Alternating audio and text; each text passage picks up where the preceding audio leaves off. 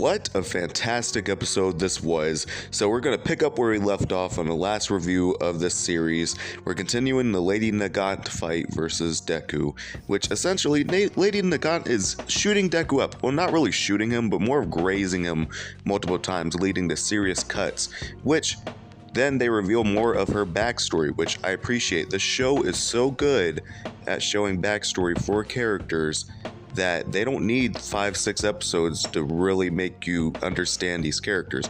They do a really good job of making you understand with one episode at a time. So essentially, she's explaining all this backstory while beating the heck out of Deku, where essentially she's much like Hawks. She's a hired person who goes behind the scenes, infiltrates areas, and assassinates people on the daily. And it was a really shocking reveal. She killed way more people than Hawks, but still, it's pretty crazy. And essentially, she landed herself in jail when she assassinated the head boss, hiring her to kill other people because she realized it was wrong. They were going to keep having her do it, and she didn't want to do it anymore. And she thought that was the only way out, and it led her into jail. They cut her hair, she started growing it back, and got busted out by All For One, who essentially hired her as a hired gun. Well, they had prior history where she tried to assassinate him before as proper request, and now essentially wants to hire her based on her skill level to kill Midoriya, which led them into the fight that we have in this episode, obviously. And Deku was doing a good job until her second quirk manifested from All For One that basically gave her an extra quirk to level the playing field.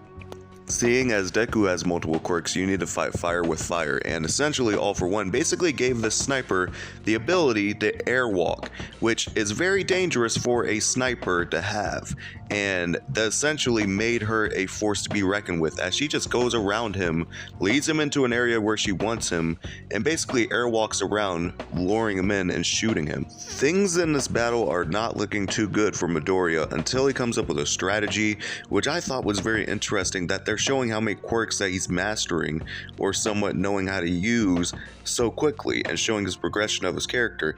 He manifests another quirk, which is called Fajin, which I will break it down for you. What it basically does is he builds up energy that would be equivalent to 100% in his legs and uses it to basically propel himself in any direction he can at top speed levels, which gives him crazy amounts of energy boosts and crazy amounts of distance crossed in a matter of seconds. Not even that, less than seconds, as it shows that later in the episode he's able to outrun a bullet that is heading straight for Overhaul. And essentially he uses this smokescreen as a diversion to build up the energy in his legs to launch in her direction, which I thought was really dope. Deku proceeds to use pieces of clothing as a diversion to have her shoot at him and essentially kind of fake her out so he can gain the upper hand and get as close as possible to Lady Nagant as possible. Using Fajin, he gets in close. However, this is not enough, as she begins to shoot him up, and when I mean shoot him up, it is brutal, man. Like, the animation they have for when he gets shot up is so brutal. I think this is the most amount of blood in the season of My Hero that they've had. Not in this particular episode, but just in the overall season. It's just been very bloody. However, seeing as there's not many options left, Lady Nagant shoots in the direction of Overhaul, hoping Midoriya would take the bullet for him, or at least would get hit in some capacity, which, again, she wasn't really going to shoot him. It was more of a diversion to get him away from her and be able to hit him at the same time, seeing as she still has a slight mentality of a hero and still cares for innocence in some capacity. Even though Overhaul is technically not innocent, she wouldn't be willing to risk somebody else's life just to save her own life. And I thought that was an admirable quality they gave her.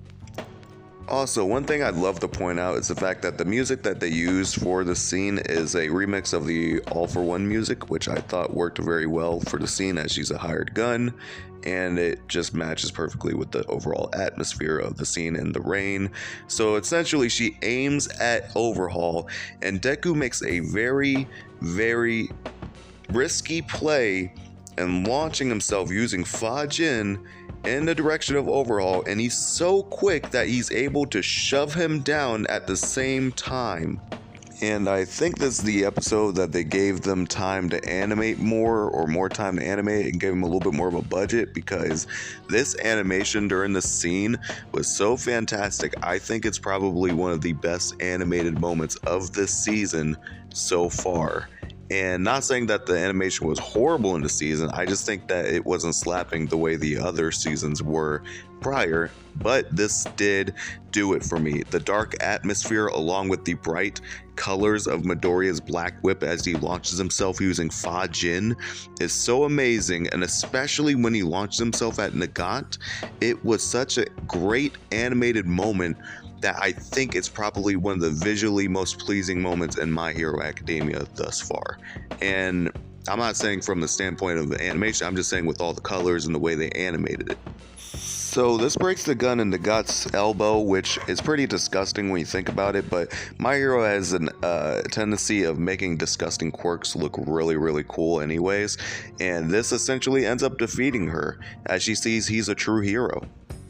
He pleads with her to give her the location, or give him the location of All For One, and she essentially wants to talk, but little did she know that with that little quirk that All For One gave her, there was also an explosive that he put in her, that if she would try to talk, she would explode.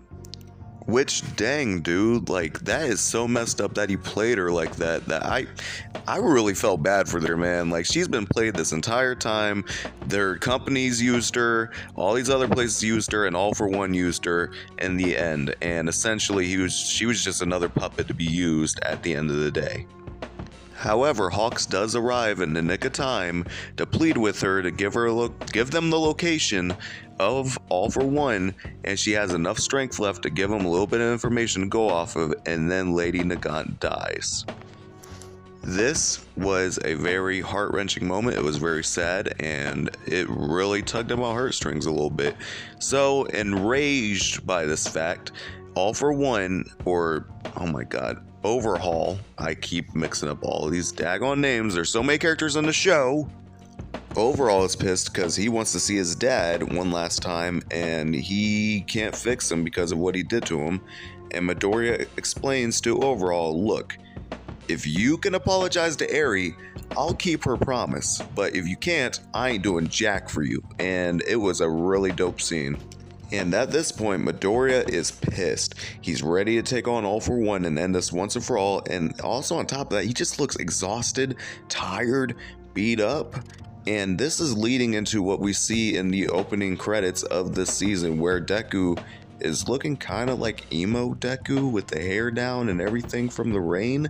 All in all, I cannot wait to see what next episode brings to me, bruh. All in all, this was a great episode. Great character dynamics, great storytelling, great animation, and this episode may have been the best of this season, but that might be due to personal bias, as this episode was also perfectly paced, perfectly well done in the animation department, and the storytelling did such a phenomenal job at fleshing out its villain and its antagonist in this episode, to the point where you do feel bad when you see them go.